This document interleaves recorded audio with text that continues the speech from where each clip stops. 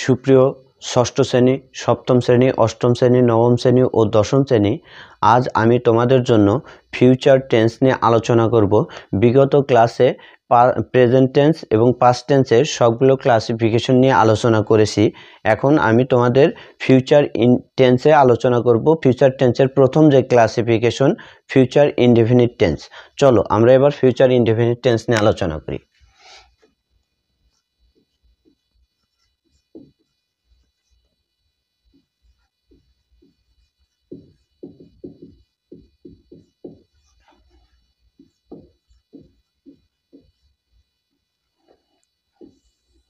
Future indefinite tense. আচ্ছা, future indefinite টেন্সের সংজ্ঞাটা আমরা জেনে যাই। ভবিষ্যৎকালে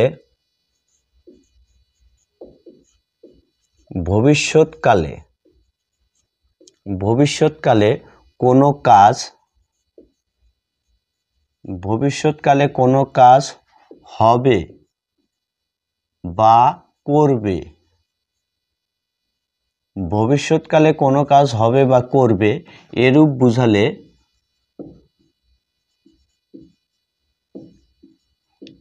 বুঝালে ভার্ব এর ফিউচার টেন্স হয়, ভার্বের ফিউচার ইনডেফিনিট টেন্স হয়।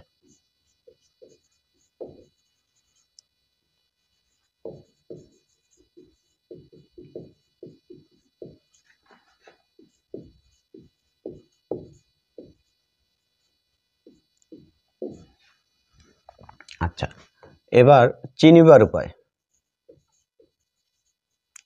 উপায় বা চেনার উপায়।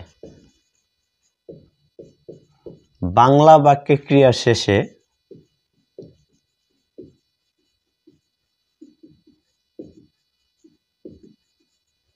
বাংলা বাক্যে ক্রিয়ার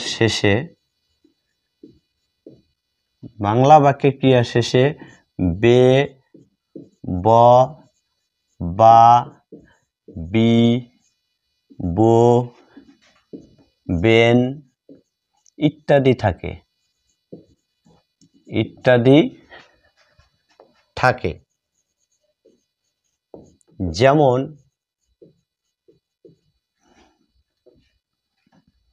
সে কাজটি করবে, তাহলে বে আছে, তাহলে এটা কোন টেন্স? Future indefinite tense. এই যে বে আছে, চিনিবার উপায়, বাংলা বাক্যে ক্রিয়ার শেষে, ক্রিয়া কিন্তু এটা। আচ্ছা, এবার আমরা যাব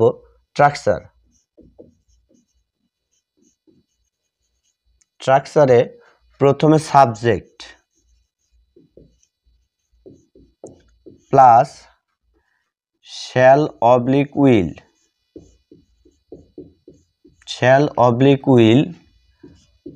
আচ্ছা, subject shall oblique will plus verb 1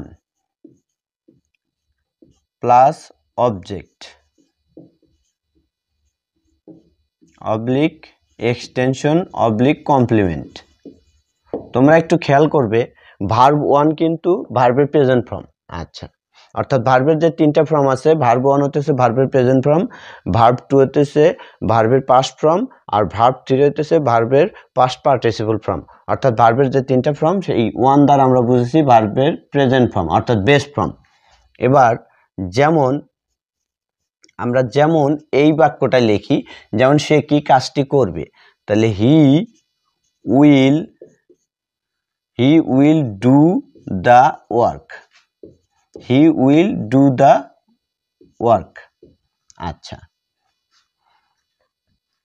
এখন এটা অ্যাফার্মেটিভ অর্থাৎ হ্যাঁ বোধক। এই বাক্যটা কি? হ্যাঁ বোধক, অ্যাফার্মেটিভ, অ্যাফার্মেটিভ। আমি এখানে এফ দিয়ে বুঝাই অ্যাফার্মেটিভ। এখন নেগেটিভ গঠন, নি দিয়ে নেগেটিভ লিখলাম। তোমরা এর আগেও দেখেছো, পুরা শব্দটাই লিখে দিয়েছি। নেগেটিভে প্রথমে subject plus shall oblique will plus not plus verb 1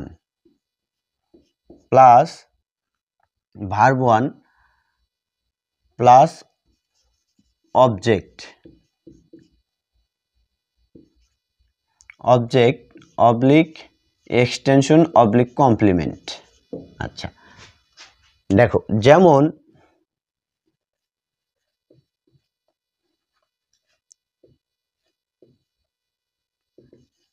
আমি আমি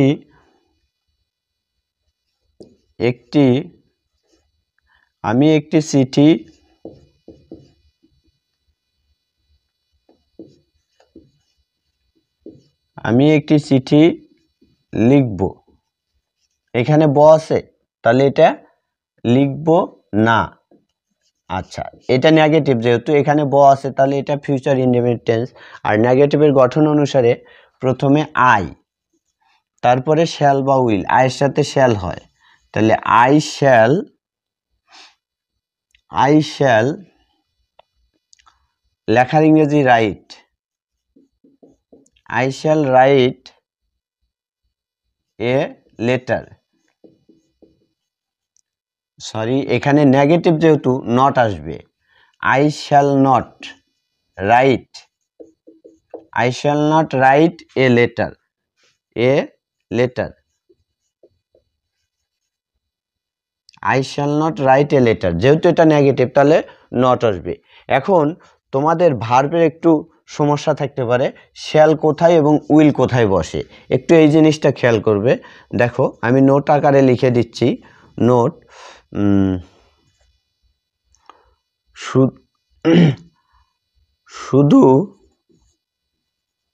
শুধুমাত্র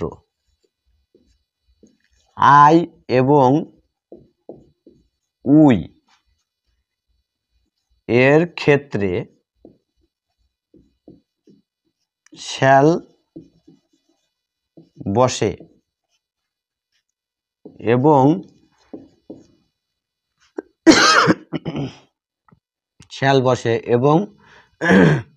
বাকি সব সাবজেক্টের ক্ষেত্রে উইল বসে।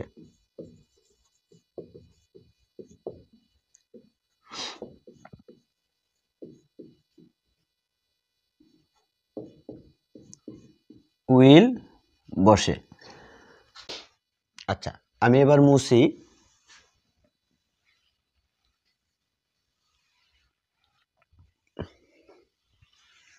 আচ্ছা, আমরা নেগেটিভে গেলাম, এবার আমরা যাব ইন্টারোগেটিভ অর্থাৎ প্রশ্নবোধক।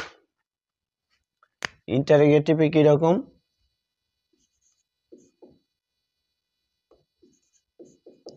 ইন্টারোগেটিভে প্রথমে শ্যাল অবলিক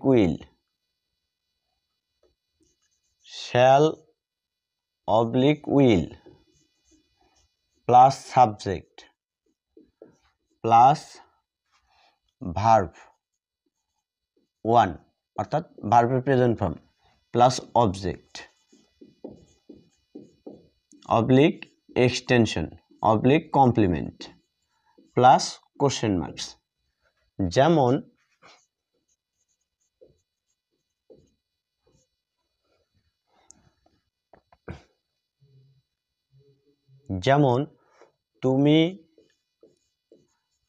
তুমি কি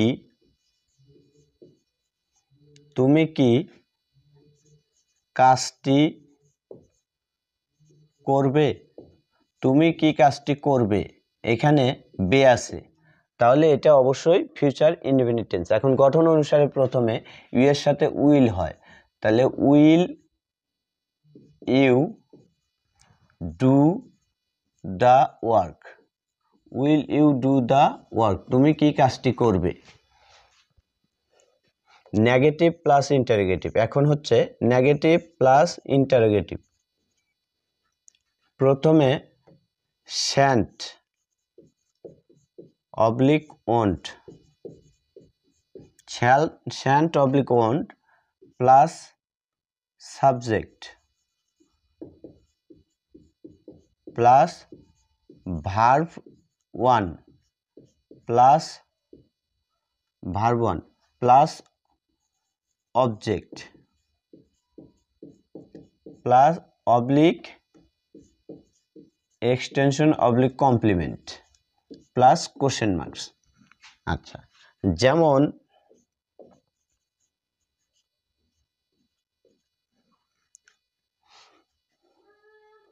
যেমন আচ্ছা, সে কি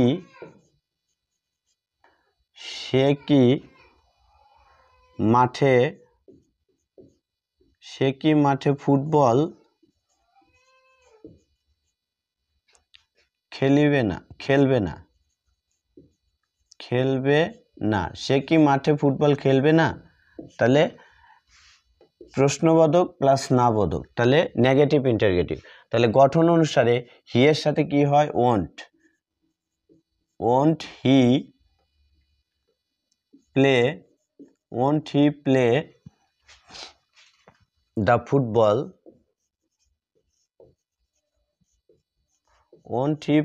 ফুটবল ইন দ্য ফিল্ড।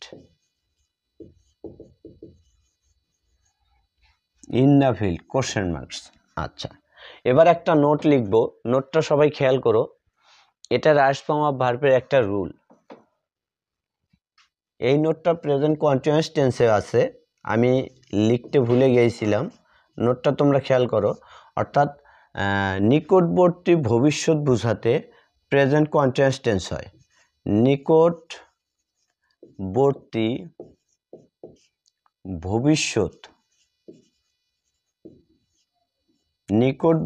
ভবিষ্যৎ বোঝাতে প্রেজেন্ট কন্টিনিউয়াস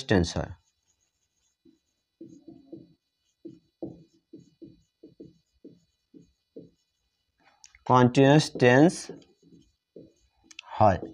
কথাটা একটু খেয়াল রাখবে, নিকটবর্তী ভবিষ্যৎ বোঝাতে প্রেজেন্ট কন্টিনিউয়াস টেন্স।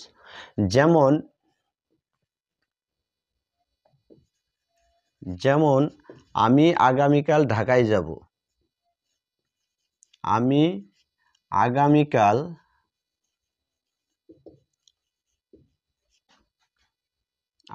আগামীকাল ঢাকায় যাব। আচ্ছা, আছে, তাহলে এটা ফিউচার ইনডেফিনিট হওয়ার কথা, কিন্তু না, একদম এটা নিকটবর্তী ভবিষ্যৎ, যার কারণে এটা প্রেজেন্ট কন্টিনিউয়াস টেন্স হবে। তাহলে কি হবে? এটা ইংরেজিতে হবে আমি আগামীকাল ঢাকায় যাচ্ছি, কিন্তু বাংলায় হবে আমি আগামীকাল ঢাকায় যাব। আচ্ছা, কেন হবে? কারণ এটা নিকটবর্তী ভবিষ্যৎ। আমি এখানে নোটটা দিছি যে নিকটবর্তী ভবিষ্যৎ বোঝাতে প্রেজেন্ট কন্টিনিউয়াস টেন্স হয়। যেমন I am going to Dhaka.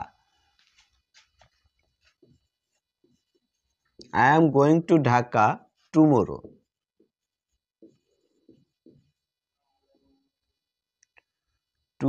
MORROW।